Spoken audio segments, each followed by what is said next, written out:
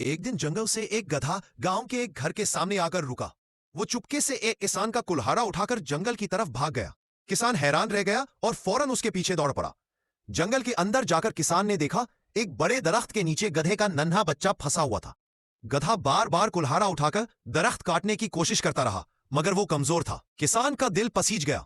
उसने कुल्हाड़ा मजबूती से पकड़ा और एक ही वार में दरख्त की जड़ काट दी। नन्हा बच्चा आजाद हो गया। गधा खामोशी से किसान के कदमों में बैठ गया, जैसे शुक्रिया अदा कर रहा हो। कुछ देर बाद गधा जंगल की तरफ गया और वापस आया। उसके मन में एक पुराना कपड़े में लिपटा हुआ तहफा था। किसान ने खोला तो उस पर लिखा था, जो बेजुबान की मदद करे, कुदरत उसकी मदद खुद करती है। उस दिन के बाद किसान की किस्मत बदलने लगी। खेत हरे हो गए, काम में बरकत आ गई और चंद ही दिनों में वो अमीर आदमी बन गया। गधा अपने बच्चे के साथ किसान के घर ही रहने लगा। एक दिन गांव में एक शख्स हंसकर बोला, अरे इतना अमीर होकर भी गधा पाल रखा है। ये बात किसान के दिल में बैठ गई। उसने सोचा, अब मैं अमीर हूं, उस गधे का क्या करूंगा।